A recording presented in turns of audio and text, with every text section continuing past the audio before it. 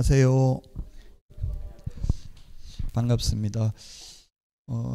강의 안 하는 사이에 이게 공인중개사법이 개정됐습니다. 그리고 부동산 거래 신고 등에 관한 법률도 개정됐는데 이 요약집에 개정된 법률도 반영을 했습니다. 4월 18일부로 바뀌었습니다. 뭐 고용인 숫자 제한 이런 것들도 바뀌고 부동산 거래 신고 등에 관한 법률도 이제 벌칙이 거짓 뭐 시세 차익 이런 거 노리려고 거짓 신고한 경우 징역 벌금형에 처하고 이런 것들이 좀 많이 개정됐습니다. 4월 18일 날 개정돼 가지고 10월 19일 날 시행됩니다.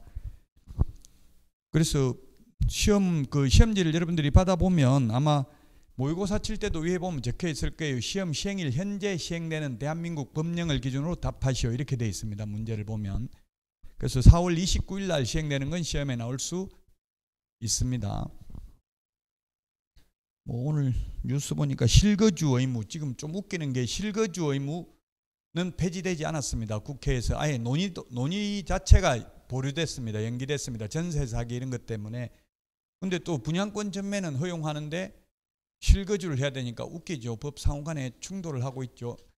그 분양권 전매는 대통령령에 있고 그 실거주 의무는 주택법에 있기 때문에 그래. 법률은 개정되지 않고 시행령만 개정돼 버리니까 그럼 분양권 전매한 사람은 처벌받게 되겠죠. 불법이 되겠죠. 엄밀히 따지면. 근데 그렇게 뭐 실제 적용할지는 모르겠지만 어쨌든 우리는 시험 공부를 하는 입장에서는 그렇다는 이야기입니다. 자, 오늘 마지막 시간인데 그러면 지난번에 했던 거 보도록 하겠습니다. 지난번에 계약 체결, 전자계약 체결하면 실거래가격 신고 안 해도 되고 해제 신고 안 해도 되고 그 다음에 주택임대차 신고도 안 해도 되고요. 그리고 전자계약 체결하면 확정일자 따로 받으러 동사무소에 갈 필요 없고 계약서, 종이계약서, 종이확인설명서 출력해서 보존할 필요 없다라고 했습니다. 그 다음에 부동산 등기특별조치법은 반대급부 이행을 완료한 날로부터 60일 이내에 소유권 이전 등기를 해야 된다. 그리고 금인받아야 되는데 검사하고 도장받는 게 금인인데 금인은 계약을 원유로 소유권 이전의 경우 금인받아야 되는데 교환계약, 증여계약은 받습니다. 매매계약의 경우는 실거래가격 신고하고 신고 필증 받으면 금인받은 것으로 봅니다. 자, 그 다음에 부동산 실권리자 명의등기에 관한 법률은 민법에서 반드시 출제되고요. 중개실무에서도 최근 5년간 4문제 4번 출제됐습니다. 그래서 이게 좀 실명법이 어려울 수도 있는데 오히려 중개실무가 민법보다 더 어렵게 출제됐습니다. 민법에서는 벌칙은 시험에 안 나온 걸로 알고 있는데 공인중개사법에서는 벌칙도 출제됐습니다. 신탁자, 수탁자에 대한 벌칙도. 배우자 특례라는 건 특별히 예외죠. 원래 명신탁, 무효인데 배우자는 예외적으로 유효하고 원래 처벌하는데 배우자의 경우 조세포탈, 강제집행, 면탈, 법령상 제한의 회피를 목적으로 하지 않는 경우 유효하고요. 가장 중요한 게 지난주는 주택임대차보호법이죠. 이 주택임대차보호법하고 오늘 하는 상가건물임대차보호법을 비교해서 이제 공부하시면 되겠습니다. 자, 오늘 하는 게 실무에서는 가장 중요합니다. 최근 5년간 기출문제를 분석해보면 실무는 거의 5문제 정도밖에 출제 안 됐습니다. 그 중에서 시험에 상가임대차, 경매, 매수신청들이 주택임대차 요 4개는 출제되고요. 나머지 1개가 어디서 나올지 모르는 그 정도 문제였습니다. 많이 나오지 않았습니다. 실무가 많이 내면 실무를 많이 출제하면 그만큼 어려워지죠. 자, 상가 임대차보호법 최단기 존속기간 1년입니다. 주택은 2년입니다. 상가는 계약갱신요건 최초 임대차 기간을 포함한 전체 임대차 기간이 10년을 초과하지 않는 범위 내에서 행사할 수 있습니다. 주택의 경우 1회에 하나여 계약갱신요건을 행사할 수 있습니다. 그 다음에 대항력, 상가의 경우 인도받고 사업자 등록 신청하면 되는데 주택은 인도받고 주민등록을 해야 되고요. 농지의 경우에는 인도받고 시구 읍면장 확인을 받으면 대항력이 생깁니다. 지금 이게 요즘 전세 사기 이런 것 때문에 지금 국회 지금 통과된 게 법사위 통과된 게 이제 보증금이 지방세보다 우선 면제 받는 걸로 지금 법사위까지 통과돼서 아직 국회 본회의는 통과 안 되는데 전세 사기 때문에 이게 문제는 세금 체납 그 빌라왕 죽은 사람이 세금이 아마 80억 정도 되나 보더라고. 종부세가 80억인데 옛날에는 그냥 세무서에서 아무 부동산이나 그냥 특정해가지고 경매 넘겨버리면 되거든요. 근데 이제는 그 사람 재산이 있으면 모든 재산 합산해가지고 거기에서 안분해서 만약에 뭐 1억이면 뭐 예를 들면 1,000만 원씩 10개면 집이 1,000만 원씩 이렇게 배당받아 가도록. 아니 왜냐면 왕창 다 받아가 버리니까 다른 후순위 세입자들을 한 푼도 못 받는 그런 일이 생겨가지고 아마 그렇게 바뀔 것 같아요. 아직은 바뀌진 않았어요. 바뀌면 다시 시험 보기 전에 또 바뀔 가능성이 많이 있습니다. 그래서 끝까지 수업을 여러분들 열심히 듣는 게 가장 합격할 확률이 높습니다. 자, 그 다음에 우선 면제권이 있는데 우선 면제권은 확정일자 받으면 후순위보다 우선 면제 받고요. 그 다음에 권리금 그리고 3개의 차임 연체했을 때 해지할 수 있는 것, 그리고 보전금, 주택은 보전금 제한이 없는데 상가는 서울에서 9억, 과밀억제권역 6억 9천, 광역시 5억 4천, 기타 3억 7천 이하만 원칙적으로 적용됩니다. 그 다음에 경매에서 가장 시험에 많이 나온 게 최저 매각 가격의 10분의 1이 매수 보전금이다. 우리 그 요약집 맨 뒤에 보면 암기 프린터를 부록으로 정리를 해놨습니다. 우리 암기 프린터 이제 따로 복사 안 해드립니다. 이게 맨 뒤에 보면 그 암기 프린터 다시 여기, 왜냐면 시험 볼 때 또 잊어먹고 안 가져가면 안 되니까 시험 볼 때 가서는 요약집 맨 뒤에 있는 거 이거 암기 프린터 요것만 좀 열심히 보셔도 충분히 80점 이상 받을 수 있을 겁니다. 예, 우리 그 56번에 10분의 1에 1번에 있는데요. 최저 매각 가격의 10분의 1입니다. 항고보증금은 매각 대금의 10분의 1이고요. 대금 납부 기한 내 납부하면 소유권을 취득합니다. 등기 없이도 소유권을 취득합니다. 기일이 아니고 기한입니다. 자, 그 다음에 농지의 경우 농지취득자의 증명은 매각 허가 결정기일까지 제출합니다. 매수 신청 시에 제출하는 게 아니고, 그 다음에 매수 신청 대리인 등록은 부칙 개공은 안 되고요. 법원에 등록합니다. 중개사무소 개설 등록은 등록관청입니다. 그 다음에 보정 설정해야 되는데 보정 설정 금액이 올해 1월 1일부로 2배로 증액됐습니다. 법인은 4억, 개인은 2억, 분사무소도 2억입니다. 이상 가입해야 됩니다. 그 다음에 매수 신청 대리 실무 교육을 받아야 되고요. 그 다음에 법원에 직접 출석해야 됩니다. 개업공개사가 직접 출석해야 됩니다. 소공, 임원 출석할 수 없습니다.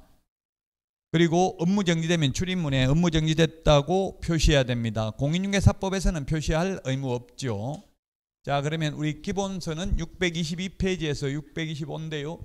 상가건물임대차보호법 적용 범위입니다. 사업자 등록의 대상이 되어야 합니다. 따라서 사업자 등록의 대상이 아닌 어린이집, 노인 주간보호센터 이런 거는 사업자 등록이 되지 않습니다. 고유번호증이라는 게 있을 뿐입니다. 공장이라든지 창고라든지 이런 거는 적용되지 않습니다. 그러면 이게 어린이집 이거는 뭘 적용받겠어요? 주택임대차, 주택도 아니죠. 어린이집이니까. 주택도 아니고 상가도 아니고 민법임대차를 적용받는 거예요. 민법임대차. 여러분들이 민법에서도 임대차 공부하잖아요. 주된 부분이 영업용이면 적용되고요. 미등기 전세, 소위 우리 동네말로 전세라고 하는 거는 채권적 전세잖아요. 등기된 전세가 아니고. 그 다음에 자연인, 법인 모두 적용된다. 주택은 자연인만 적용되고 예외적으로 주택은 법인도 LH나 한국토지주택공사, 지방공사, 중소기업은 적용되고 대기업은 적용 안 되는데 상가는 대기업도 적용된다. 일시 사용을 위한 임대차임이 명백한 경우에는 주택, 상가 모두 적용되지 않는다. 상가의 경우 보통 보면 눈물의 폐업 처리해가지고 소위 깔세 이렇게 해서 3개월 동안 1,000만 원 내고 들어가서 그냥 장사하고 이런 거 있더라고요. 그런 거는 최단기 존속기간 보장해 줄 필요 없다는 이야기입니다. 그 다음에 환산보증금이 아까 말했죠. 서울에서 9억, 과밀억제권역 6억 9천, 광역시 5억 4천, 기타 3억 7천 이하만 원칙적으로 적용된다. 근데 그걸 초과하더라도 적용되는 게 예외적으로 임시, 표준, 대개, 권해, 임시, 표준, 대개, 권해. 우리 암기 프린터는 29번에 맨 밑에 보면 있습니다. 29번 맨 밑에 임시 특례 이게 뭐냐면 2020년 9월 29일부터 6개월간 연체한 차임은 3개의 차임액을 연체하는 것으로 보는데 포함시키지 않는다. 그 다음에 표준계약서 사용 권장, 그 다음에 대항력, 계약갱신요구권, 권리금 회수기회 보장 3개의 차임액 연체했을 때 해지하는 것. 그 다음에 집합 제한 또는 집합 금지 명령을 3개월 이상 받아서 경제사정의 중대한 변동으로 폐업을 하는 경우에는 3개월 지나면 효력 발생하니까 주인이 보증금 내줘야 된다. 3개월 지나면. 옛날 코로나로 영업 못해가지고 영업해봐야 월세 낼 돈도 안 되면 문 닫아야 되겠죠. 그렇게 해서 문 닫으면 해지할 수 있고요. 해지하면 3개월 지나면 돈 내줘야 된다. 이거는 환산보증금이 9억 초과하는 경우에도 적용됩니다. 암기 프린트는 29번 맨 밑에 임시 표준 대개 권해 영덕 대개가 아니라 표준 대개를 먹으라고 권했다. 이렇게 암기하시면 되겠습니다. 이게 예외 이게 민법 민사특별법에도 출제됐고요. 중개실무에도 출제됐었습니다. 기출문제가 중요하다고 했죠. 계속 출제위원들 들어가는 분들 말 들어보면 그 산업인력공단에서 강조하는 게 기출문제 범위 내에서 내라. 기출문제를 풀 수 있다면 다 풀 수 있도록 출제하라는 걸 계속 강조한다더라고요. 신선하고 충격적인 거는 거의 안 나온다는 이야기입니다. 많이 나와봐야 한 20-30%. 그러니까 기출문제만 정확하게 분석하면 충분히 합격은 할 수 있다는 이야기입니다. 자, 존속기간인데요. 이게 우리 중개실무에 나왔습니다. 그 5개를 비교하는 게 나왔는데요. 주택은 1년입니다. 주택은 1년이 아니라 상가는 1년입니다. 주택은 2년입니다. 농지는 원칙 3년, 예외 5년입니다. 그 다음에 지상권은 최단기 존속기간 경고한 건물 30년, 목조 건물 15년, 공작물 5년입니다. 민법 전세권, 건물 전세권 최단기 1년, 최장기 10년입니다. 민법 임대차는 최단기, 최장기 없습니다. 민법이 우리 중개실무에 나왔다고 민법 임대차 최단기 존속기간이. 편면적, 주택, 상가 모두 편면적 강행규정입니다. 농지법도 마찬가지고요. 임차인에게 불리한 약정은 효력이 없습니다. 6개월 계약했으면 임차인은 6개월의 유효함을 주장할 수 있고 임대인은 주장할 수 없다. 최단기 1년은 보장해 줘야 된다.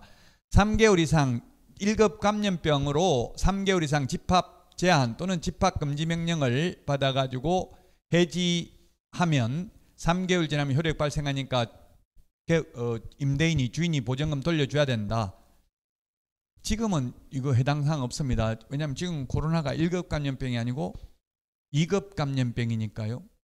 그럼 지금만 이게 코로나가 있었는가 생각했더만은 태조 왕건 요즘 제가 드라마 보고 있는데 2000년도 20년 전에 했던 걸 다시 보고 있는데 보니까 거기도 괴질 이런 거 해가지고 전쟁 나가지고 막 다 죽더라고요. 그게 지금 생각해 보니까 코로나인 것 같아요.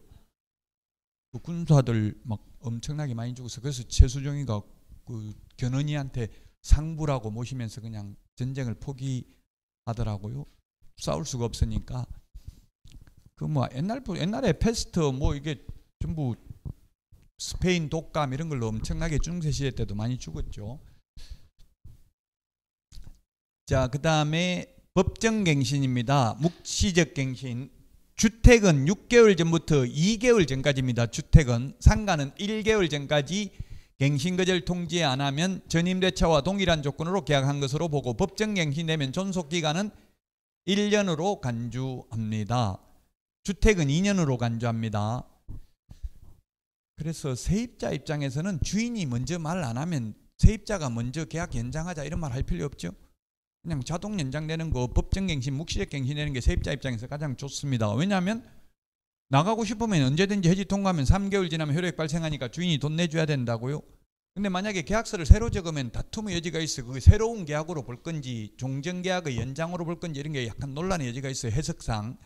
그래서 만약 새로운 계약이라고 본다면 그때부터 또 새 출발이에요.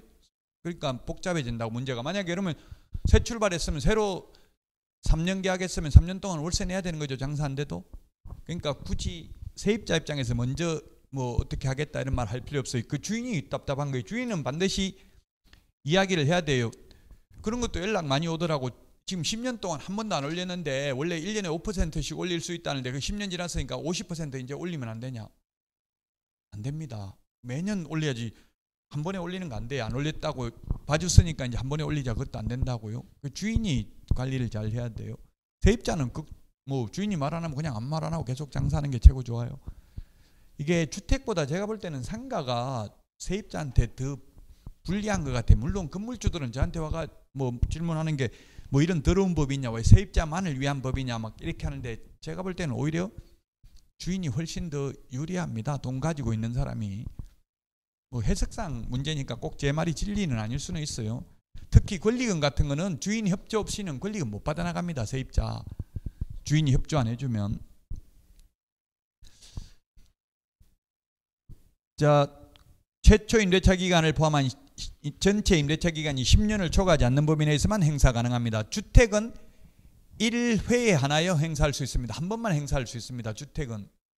그러니까 주택도 반드시 주인의 경우 2년 끝나기 2개월 전까지 계약갱신 요건 행사해서 2년 더 살겠냐 5% 올려주고, 그럴 거 아니면 나가라, 계약기간 끝나면, 이렇게 통보를 해야 되겠죠. 아무 말 안 하면 그냥 2년, 어차피 요즘 4년 살 수 있다 생각하고 처음에 2년 계약해놓고 4년 되기 1개월 전까지 아무 말 안 했어요. 4년이 끝나기 1개월 전까지 아무 말 안 했으면 세입자는 몇 년 살 수 있는 거예요? 4년만 살고 나가야 된다. 6년 살 수 있다. 8년 살 수 있다. 답은 8년 살 수 있죠. 지금 1개월 전, 2개월 전까지 말해야 되는데 1개월 전까지 말하면 묵시적 갱신 자동 연장됐잖아요. 2년이 더. 2년 연장돼가지고 2년 끝나기 또 2개월 전에 나가라고 하면 계약갱신 요건 한번 행사하겠습니다 해서 2년 더 살 수 있는 거예요. 법적으로는. 현실적인 걸 떠나서. 그러니까 주인이 꼭 계약갱신 요건 행사한다 이 말을 하게 만들어야 돼요. 임차인이 계약갱신 요건 행사할 거냐, 이걸 문자나 꼭 내용 증명 안 보내도 되죠. 문자 메시지나 카카오톡 이런 게 좋아요. 그런 건 저장해 놓으면 되니까 그대로. 그러면 통신사에 가서 그 문자 주고받았다는 거 입증할 수 있거든요. 전화 통화한 거 녹음한 거 법원에 제출하려면은 녹취록 작성해야 돼. 녹취록 작성하려면 몇십만 원 들어가요, 돈. 그러니까 문자 메시지로 주고받는 게 좋다고. 말로 싸워봐야 소용없어요. 10년을 초과하지 않는 범위 내에서만 가능하다. 그래서 만약에 6년 처음에 계약했으면 계약갱신 요구 안 됩니다. 12년이 되니까 10년을 초과하니까. 전임대차와 동일한 조건이라고 했잖아요. 기간도. 주택의 경우에는 6년 계약 체결해도 계약갱신 요구하면 2년 연장됩니다. 갱신 요구하면 주택은 2년 연장되는데 상가는 전임대차와 동일한 조건이에요. 그래서 3년 계약했으면 3년 해서 9년밖에 안 되는 거예요. 4년 했으면 8년밖에 안 되는 거죠. 10년을 초과하지 않는 범위 내에 있으니까 처음부터 7년 계약했으면 더 이상 계약갱신 요구 안 됩니다. 자, 대항력입니다. 인도받고 사업자 등록증 교부가 아니라 신청한 다음날 오전 0시에 대항력이 생기고요. 양수인은 임대인의 지위를 승계한 것으로 본다. 그래서 대항력은 뭐냐면 건물주 바뀌어도 계약기간 동안 장사 다 끝내고 나갈 때 새 주인한테 보증금 받아 나갈 수 있다고요. 그럼 새 주인은 나한테 돈 준 적 있냐, 왜 나보고 달라고 하냐, 옛날 돈 준 집 옛날 주인한테 달라 해라, 이런 소리 못한다고. 임대인의 지위가 승계된 것으로 보니까. 자, 우선 면제는 대항력에다가 확정일자 받으면 확정일자 받은 당일날 후순위 권리자보다 전액을 우선 면제 받는다. 최우선 면제는 최고 먼저 받는 대신에 전액을 최고 먼저 받는 게 아니라 일정 금액 이하인 경우 일정 금액만 최고 먼저 받죠. 서울에서 환산보증금이 6,500만 원 이하인 경우 2,200만 원까지, 과밀 억제권역 5,500만 원 이하인 경우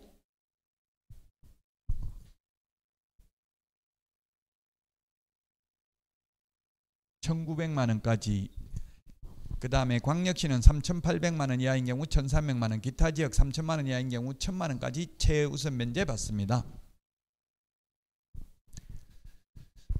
이거는 시험에 아직 나온 적은 없는데, 금융기관 등은 보증금 반환 채권 양수 시 우선 면제권을 승계하고, 금융기관 등은 임차인을 대위해서 임대차계 해지 불가능하고요.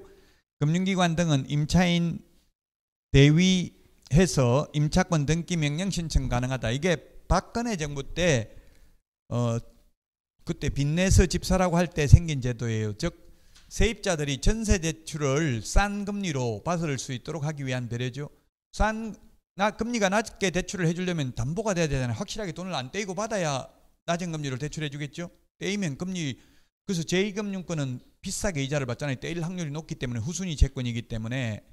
그래서 이걸 이제 우선 면제 받을 걸 금융기관이 양수했을 때 계약으로 금융기관이 대신 우선 면제 받아갈 수 있다는 이야기예요. 세입자가 받는 걸.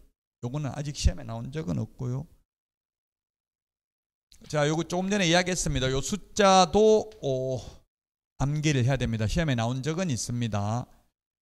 주택이든 상가든 모두 2분의 1 범위 내에서 최우선 면제 받을 수 있습니다. 요 세부 지역까지 시험에 나온 적은 있어요. 근데 그렇게 다 암기를 못하면 일단 서울 과밀억제권역 광역시 그 이천 같은 경우는 또 주택하고 상가하고 달라요. 이천은 주택은 광역시에 해당되는데 상가의 경우에는 이천은 그 지역에 해당돼요. 그 지역. 여러분들은 시험에 뭐 이천까지 시험에 나올 확률은 그렇게 높지 않은데 만약에 이천에서 하면 그 이천 그 지역은 알아야 되겠죠. 해당 지역은.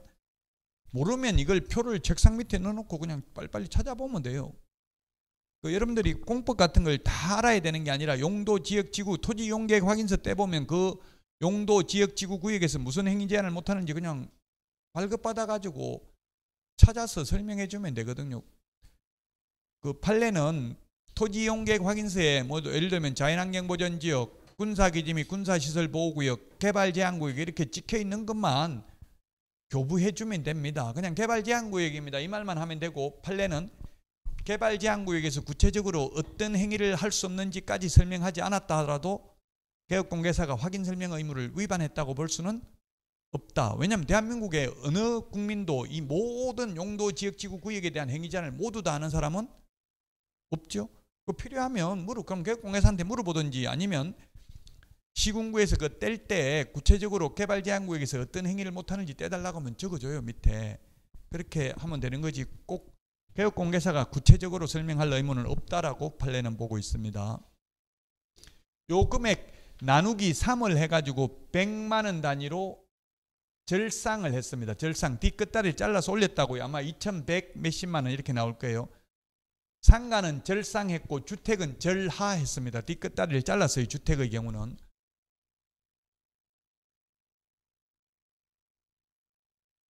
자, 그러면 서울에서 이 표를 보고 한다면 서울에서 보증금이 500이고 월세가 60만 원이면 이런 경우 환산보증금이 얼마입니까? 6,500만 원이죠. 환산보증금이란 보증금 더하기 월세 곱하기 100을 한 금액이잖아요.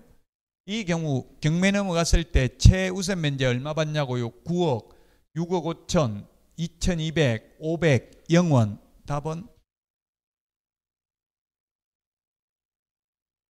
2,200이 아니고 500만 원 받습니다. 500만 원. 보증금, 이 받는 돈은 보증금이고 기준이 되는 것은 환산보증금이에요. 환산보증금은 월세까지 포함한 거죠. 실제 타는 돈은 보증금만 탄다고요. 그럼 월세만 내고 있으면 한 푼도 최우선 면제 못 받는다고. 내놓은 돈이 없는데 자기가 낸 보증금 범위 내에서 최우선 면제 받는다고요. 요거는 500입니다. 500 최우선 면제. 보증금이 500밖에 없잖아요. 보증금 500 내놨는데 2,200 받으면 이런 데만 다니면 오히려 돈 벌겠네. 경매 넘어가면. 자기가 내놓은 돈 범위 내에서만 기준이 되는 것은 환산보증금이고 실제 받는 돈은 보증금이라고요.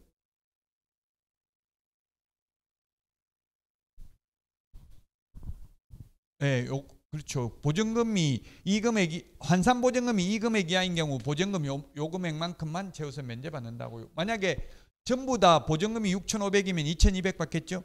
보증금이 2,200이라도 2,200 받습니다. 보증금 2,000이면 2,000만 받겠죠.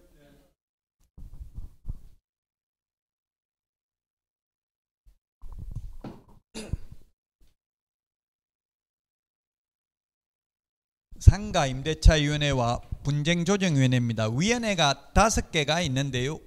우리 시험에 나올 수 있는 게, 자, 주택임대차위원회는 9명 이상 15명이었는데 상가임대차위원회 위원은 10명 이상 15명입니다. 주택임대차위원회는 9명 이상 15명 이하입니다.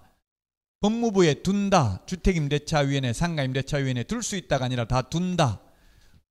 위원장은 법무부 차관입니다. 임기는 2년이고 1회에 하나여 연임할 수 있고요. 1회에 하나여 연임하면 4년 할 수 있다는 이야기잖아요. 임기가 2년이면. 그 뉴스에 조금 헷갈리게 말해요. 뭐 시진핑이 3년임 성공했다 이런 식으로 나오는데 3년, 2년임이죠. 사실은 3년이면은 처음에 한번 했고 원래 중국은 5년이거든요. 거기는 원래는 1회에 하나 연임할 수 있다 이렇게 돼 있는데 법 바꿔가지고 그냥 2번 연임했잖아요. 그래서 3년임 성공했다. 이제 세 번째 한다는 뜻이지 3년임이라는 말이 조금 언론에 보도된 게 약간 법하고는 안 맞을 수 있어요. 우리 임대차 3법이라는 것도 사실은 3법이 아니고 2법이에요. 주택임대차보법하고 부동산거래 신고 등에 관한 법률 2개 법이 바뀌었는데 바뀐 내용이 3개라서 언론에서 임대차 3법 계속 나오니까 그냥 그게 진리처럼 이야기를 하잖아요. 자, 어쨌든 주택임대차위원은 9명 이상 15명 이하다. 상가는 10명 이상 15명 이하입니다. 그 주택임대차위원은 암기 프린터 38번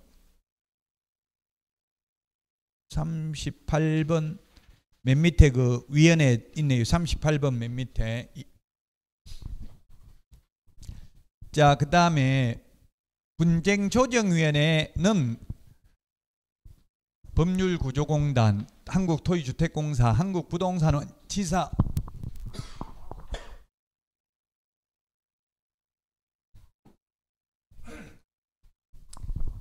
또는 사무소에 둔다. 시도에는 둘 수 있다. 위원장 1명 포함하여 5명 이상 30명 이하입니다. 이런 숫자들을 시험에 내면 이거는 뭐 논란의 여지가 없습니다. 이의신청 대상이 될 수 없죠. 법조문에 있는 거니까. 그래서 숫자들을 제가 어디 대학교 그 주관식으로 시험을 출제해봐도 주관식 낼 만한 게 숫자밖에 없더라고요. 그냥 단어를 내면은 그 단어는 또 다른 의미로도 쓸 수 있고 그러니까 숫자는 딱 정해져 있기 때문에 이거는 명확하게 OX를 정할 수 있죠. 답을. 그래서 숫자가 시험에 나올 수 있다는 이야기입니다. 5명 이상 30명 이하입니다. 논리적으로 보면 이 30명은 부적절한 숫자입니다. 왜냐하면 민주주의의 가장 큰 원칙은 다수결의 원칙이거든요. 제적위원 과반수 출석, 출석위원 과반수 찬성으로 의결하잖아요. 그럼 30명 중에서 30명 다 출석해가지고 15명 반대, 15명 찬성해버리면 민주적 정당성을 확보할 수 없죠. 그래서 홀수가 원칙입니다. 근데 여기는 아마 이렇게 이하라고 돼 있지만 30명은 안 하겠죠. 29명 이렇게 할 가능성이 많겠죠. 지금 국회의원도 300명이잖아요. 근데 아직까지 대한민국 역사상 국회의원 30명 모두 본회의에 출석한 적은 없습니다. 한 명이 죽거나 뭐 해외 갔거나 어떻게든 300명은 다 못 모이더라고요. 문제는 골 아프다고 300명 다 모여가지고 150명 찬성, 150명 반대해버리면 아무 일도 못하죠. 민주적 정당성이 없기 때문에. 위원장은 호선입니다. 호선이란 상호간에 선출합니다. 여기는 위원장, 임대차위원회는 법무부 차관인데 분쟁조정위원회는 호선이라고 호선, 상호간에 선출한다. 위원 중에서. 임기 3년입니다. 나머지 그 암기 프린트 38번 맨 밑에 보면 나머지 임기는 다 2년인데 분쟁조정위원회 위원은 3년입니다. 나머지는 다 2년인데 연임 제한도 없습니다. 분쟁조정위원회는 보궐위원은 전임자 남은 임기고요. 60일 이내 조정을 완료해야 되고 30일 연장할 수 있습니다. 조정안을 14일 이내에 수락 의사를 서면으로 표시하지 않는 경우에 수락한 걸로 보는 게 아니라 조정을 거부한 것으로 봅니다. 자, 권리금입니다.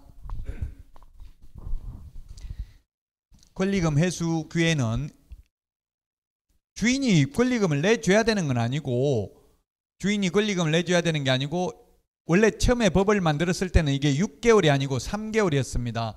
임대차 기간 끝나기 지금은 6개월 전부터 임대차 종료 시까지 6개월 동안 현 세입자가 새로운 세입자 데려와서 이 새로운 세입자와 임대차 계약 체결해 주십시오. 제가 권리금 받아가겠습니다 하면 주인은 정당한 사유 없이 거부할 수 없단데 주인이 협조 없으면 거의 불가능이라고요.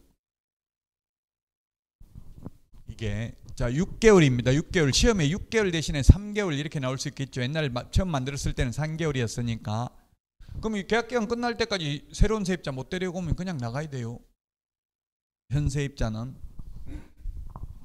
자, 권리금 회수 기회 보장 안 해줘도 되는 예외가 있습니다. 차임 지급 자력이 없는 경우. 오늘 아침에도 그 KBS 보니까 전세 사기 가장 문제가 처음에는 뭐 등기사항 증명서 확인해보고 다 권리관계도 확인하고 정상이었대. 근데 자력이 없는 자에게 팔아버렸다 이렇게 하더라고요. 경제적 능력이 없는 사람한테 노숙자한테 오히려 돈 주고 파는 거예요. 그 건설업자가 지어가지고 200만 원씩 주고 등기 비용 다 대주고 또 200만 원 더 주는 거예요. 그럼 명의를 넘겨버리니까 지금 집값이 내려가 버리니까 깡통 전세죠. 집 팔아도 전세가 못 내주니까 사기, 뭐 전세 사기라고 말로 우리 동네 말로 사기지 법적으로는 사기가 성립할 가능성은 극히 희박해요. 사기가 그냥 동네 말로 전세 사기 하는 거지 실제로 형법상 사기죄로 처벌받을 가능성은 거의 없어요. 그냥 동네 말로 사기에 가깝다는 이야기죠. 이게 문제는 자력이 없는 자에게 팔아버리니까 원래 그 법적으로는 자력이 없는 자에게 팔면은 그 사실을 안 날로부터 상당 기간 내에 이의를 제기함으로써 승계되는 구속으로부터 벗어날 수 있다는 게 판례예요. 자동 승계되잖아요. 임차인도 임대인의 지위가 승계되니까. 근데 임차인 나 계약 해지하겠다 주인 바뀌면 이렇게 할 수 있는데 현실적으로 주택 같은 거는 그냥 이사하는 날 주인이 바뀌어버리니까 뭐 이사하면서 해지하고 나가겠다 이렇게 할 수도 없는 거고 이사하면서까지 바로 또 이상하게 의심하지도 않잖아요. 그 이사하는 날 보통 명의를 넘겨버려요. 현실적으로 이제 전세 사기 당하는 게 주로 신규 빌라, 신축 빌라가 많이 생기니까 특히 주위에 신축 빌라 계약하려고 하면 조심해야 됩니다. 자, 차임을 지급할 자력이 없는 경우 새로운 세입자가 월세 낼 능력이 안 되면 주인이 거부해도 된다고요. 근데 이게 웃긴다고 얼굴 한번 보고 월세 낼 건지 안 낼 건지 어떻게 알아요? 옷을 뭐 잘 입어야 돈이 많습니까? 고무신 신고 다니는 사람 저 엄청나게 많이 봤어요. 재산 많은 사람 버스 타고 다니고 자식만 좋지 돈 많아도 한 푼도 못 써보는 사람 많아. 이천에 논밭 많이 가지고 있으면서. 그럼 자식은 빨리 죽기를 바라겠죠. 쓰려고 있으면 뭐 써도 못하게 하고 이러니까. 돈 많으면 생명이 단축돼요. 위험해요. 누구한테 맞아 죽을지 몰라. 그래서 저는 돈이 없어요. 오래 아마 살 거예요. 뭐 돈 없으면 오래 살 수밖에 없죠. 국민연금밖에 나오는 게 없으니까 국민연금은 죽을 때까지 계속 나오니까 죽이진 않고 아마 살려둘 가능성이 많아요. 연금이 나오면. 자, 그 다음에 의무를 세입자가 지금 누구냐면 새로운 세입자가 그 의무를 위반할 우려가 있는 거죠. 건물 다 부술 가능성이 있는 경우. 그래 이게 참 웃기죠. 이게 어떻게 한번 얼굴 보고 위반할 우려가 있는지 없는지. 그럼 주인은 그냥 이거 위반할 것 같다. 다른 사람 데려와 봐라. 새로운 세입자. 저 사람 도저히 안 되겠다. 이러면은 현 세입자가 그 새로운 세입자가 위반할 우려 없다는 걸 입증해야 된다고요. 아니 저 사람은 위반할 가능성 없다. 문제라고요. 그 다음에 나 이제 더 이상 이꼴저꼴 보기 싫다. 1년 6개월 이상 앞으로 영업용으로 사용 안 하겠다. 주인이 이렇게 하면 권리금 회수기에 보장 안 해줘도 됩니다. 최근 대법원 판례가 권리금 분쟁 소송 중에서 소송하다 1년 6개월이 지나갔어요. 그러니까 주인이 하는 소리가 1년 6개월 동안 나 영업용으로 사용 안 했다. 그래서 이제는 권리금 회수기에 보장해 줄 필요 없다. 손해배상해 줄 필요 없다 했는데 그건 안 된다. 판례가 대법원 판례가 처음부터 앞으로 1년 6개월 영업용으로 사용 안 해야 된다, 안 한다고 말해야지. 소송하다가 보니까 세도 못 놓고 그러다 보니까 1년 6개월 지나간 경우는 손해배상 해야 된다. 그 처음에 권리금 회수기에 보장 안 해줄 때 나 이제 더 이상 앞으로 1년 6개월은 세 안 줄 거니까 권리금 회수기에 보장 안 해주겠다 이렇게 말을 해야 된다고요. 그런 말 안 하고 있다가 1년 6개월 동안 소송하다 보니 시간이 지나가지고 그때 가서 이제 1년 6개월 지났으니까 손해배상 해줄 필요 없다. 이거는 인정할 수 없다는 게 판례라고요. 최근에 나온 판례가. 그 다음에 임대인이 선택한 신규 임차인이 현 임차인에게 권리금을 지급한 경우 이런 일은 뭐 거의 없을 텐데요. 주인도 새로운 세입자 데려오고 세입자도 새로운 세입자 데려왔으면 주인에게 우선권이 있다는 이야기예요. 주인이 데려온 사람한테 권리금 받았으면 왜 내가 데려온 사람한테 계약 안 하냐 이렇게 할 수는 없다는 뜻입니다. 현 세입자가. 손해배상은 임대차 기간 끝나고 3년 안에만 가능합니다.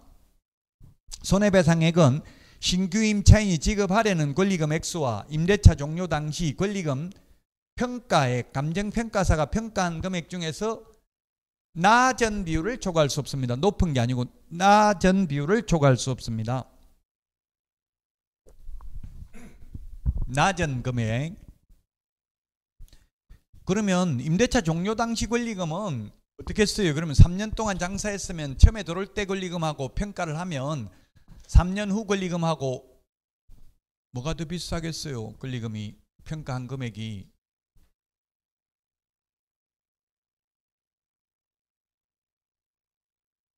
바로 한번 해보세요. 틀려도 되니까. 위에 게 커요? 낮다고요? 좋다고요? 예, 좋을 수도 있고 안 좋을 수도 있고 그건 알 수는 없어요. 왜냐면 장사 못해서 망했으면 권리금이 세 가지가 있거든요. 시설 권리금, 바닥 권리금, 영업 권리금 세 가지가 있어요. 바닥 권리금은 거의 고정이잖아요. 이게 지리적 위치니까 거의 큰 변동이 없어요. 근데 시설 권리금은 시설비니까 이거는 감가상각 돼가지고 마이너스예요. 무조건. 냉장고 이런 거 3년 더 썼으면 완전히 중고돼 버렸잖아요. 더 가격 떨어진다고요. 시설비. 우리 학원 책상 이런 거 지금 권리금 칠판 이런 거 다 기간 지나면 지날수록 감가상각 되잖아요. 근데 문제는 이제 영업 권리금이죠. 영업 권리금. 영업 권리금은 장사 잘해가지고 학생 수가 많이 늘고 몇백 명 되고 하면 올라가겠죠. 근데 오히려 영업이 3년 전보다 안 됐으면 떨어진다고요. 그래서 떨어질 수도 있고 올라갈 수도 있어요. 절대적이지는 않아요. 그 중에서 둘 중에서 낮은 금액을 초과할 수 없다. 그럼 신규 임차인이 지급하려는 거는 권리금 뭐 1억 받기로 했고 그 권리금에 대한 계약금 쪽으로 10% 통장에 입금한 흔적 이런 게 있는 게 좋겠죠. 나중에 손해배상 청구하려면. 그래서 새로운 임차인이 너 때문에 새로운 임차인 못 받았다. 주인 때문에 이걸 입증해야 되잖아요. 그래서 권리금에 대한 계약금 같은 거 10% 받았다가 돌려준 흔적 이런 걸 통장으로 받았다가 남겨놔야 되겠죠. 손해배상 청구하려면. 표준 권리금 계약서는 국토부 장관이 법무부 장관과 협의하여 사용 권장 가능합니다. 자, 권리금 회수기에 이제 이때까지는 회수해 줘야 되는 건데 안 해줘도 되는 예외. 대규모 점포, 준대규모 점포 제외된다. 전통시장은 제외되는 거에서 제외된다. 이렇게 돼 있어요. 그럼 결론은 전통시장은 권리금 회수기에 보장된다 안 된다? 된다는 이야기. 나머지 백화점 할인 매장은 안 된다는 이야기예요. 권리금 회수기의 보장이.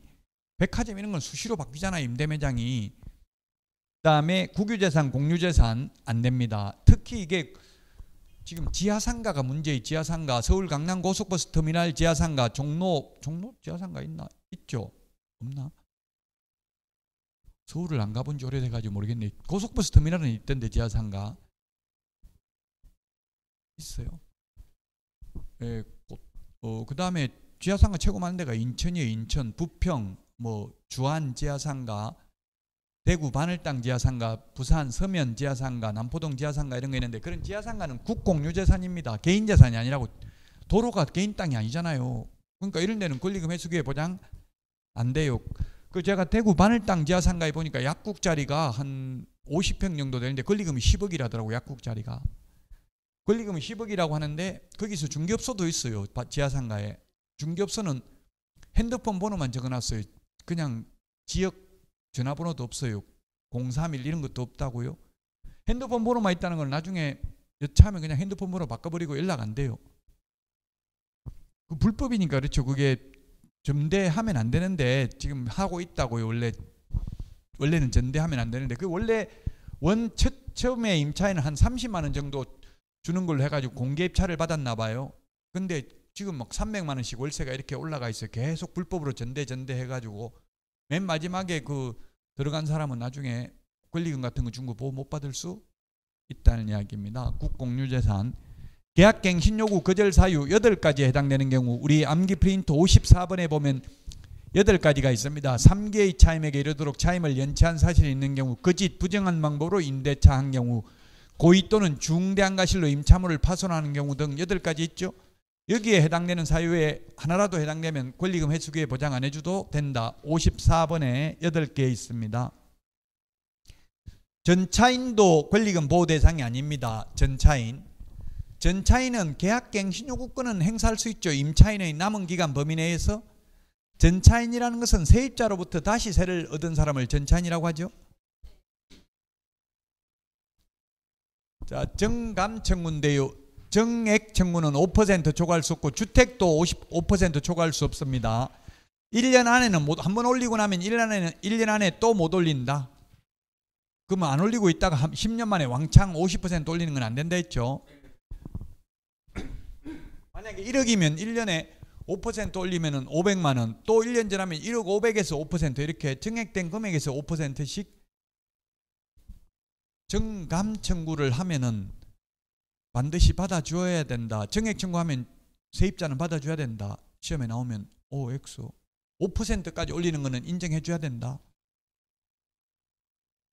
O냐고 X냐고요? X입니다. 시험에 나오면. 청구권입니다. 형성권이 아니고 민법에서 말하는 청구권에 불과하기 때문에 거부해도 됩니다.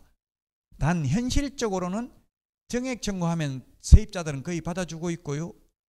세입자가 감액 청구하면 주인들은 안 받아주고 있죠. 정감 청구 둘 다 청구권이기 때문에 둘 다 반드시 받아줄 의무는 없습니다. 다만 안 받아주면은 정액 청구 소송을 해가지고 법원으로부터 확정 판결을 받아야 돼요. 이론적으로는. 근데 현실적으로는 거의 5% 올리면 세입자는 거의 뭐, 그래서 주인한테 유리하다고 했잖아요. 주인이 돈을 가지고 있기 때문에 세입자는 굉장히 힘들어요. 올려달라면 안 올려줄 수가 없어요. 근데 세입자가 깎자고 하면 감액은 상한선도 없고 횟수 제한도 없어요. 감액은 1년에 50% 깎아달라 할 수도 있고 2번, 3번 깎아달라 할 수도 있어요. 이론적으로는. 그러면 주인은 반드시 받아줘야 된다? X라고 안 받아줘도 된다고요. 정액도 마찬가지예요. 안 받아줘도 됩니다. 청구권이기 때문에. 이게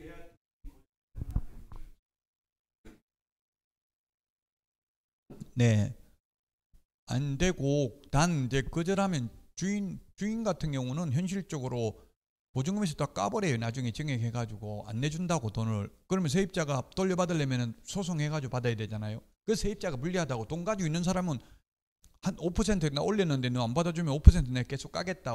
보증금에서. 그 나중에 안 내줘버린다고요. 연체이자까지 계산해가지고 다 달라고 이렇게 할 수 있어. 악랄하게 하려면. 요즘은 보통 임대 관리 대행을 뭐 하우징마트 이런 데서 임대 관리 대행을 많이 하거든요. 대행업체에서. 그런 대행업체에서는 하루만 월세 늦어도 뭐 연체이자 내라고 그래요.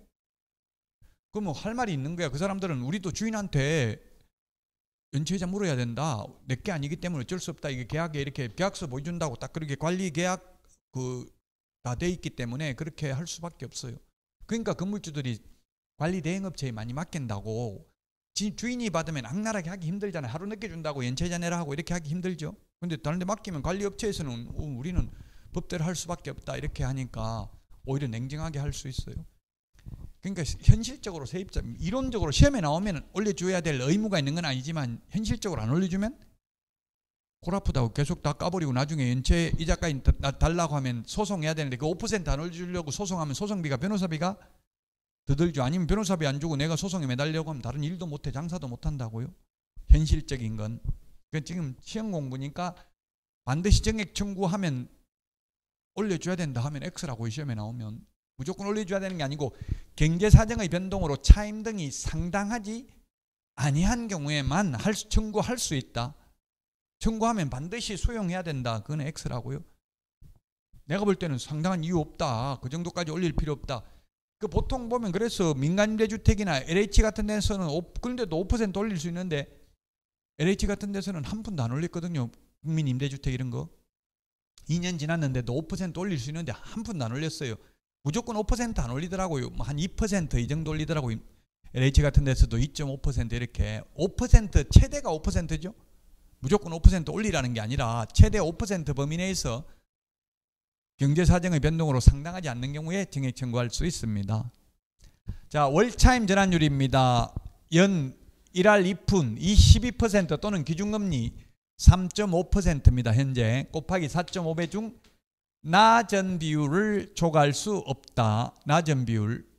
지금 이건 오히려 12%보다 이게 더 높아요. 지금 기준금리가 3.5%니까 3, 4, 12만 해도 벌써 12% 넘잖아요. 한 15% 가까이 돼요. 이게 꽤 큰 금액에. 이게 얼마?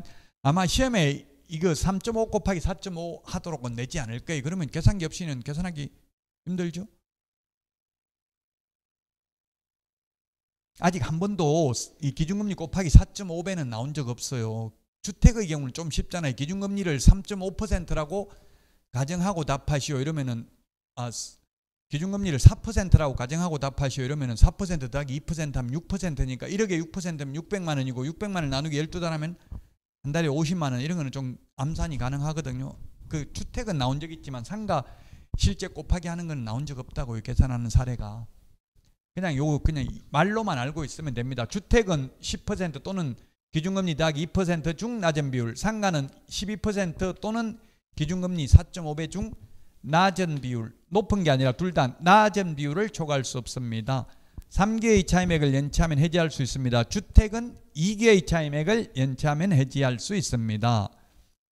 집합제한 또는 집합 금지 명령을 3개월 이상 받아서 폐업을 한 경우에는 해지할 수 있고 3개월 지나면 혈액 발생한다. 1급 감염병입니다. 지금은 해당 사항 없습니다. 옛날 코로나 때입니다. 지금은 코로나가 2급 감염병으로 바뀌었습니다. 법무부 장관은 국토부 장관과 협의하여 상가 건물 임대차 표준계약서 사용 권장 가능하다. 아까 표준 권리금 계약서는 국토부 장관이 법무부 장관과 협의했어요. 주어를 잘 봐야 된다고요. 표준 권리금 계약서는 국토부 장관이 법무부 장관과 협의했다고. 국토부 장관이 주어였는데 주택 임대차 상가 임대차 표준 계약서는 법무부 장관이 주어입니다. 법무부 장관이 주어로 나와 있는 건 딱 요 두 개밖에 없습니다. 주택 상가 임대차 표준 계약서 사용 권장하는 거 밖에 없습니다. 나머지는 법무부 장관 없다고요. 우리 법에는. 자, 편면적 강행 규정이라고 했고요. 양면적 강행 규정 아니고요. 여기까지 하고 쉬었다가 경공매 하도록 하겠습니다. 오늘 내드린 문제 미리 풀어보시기 바랍니다.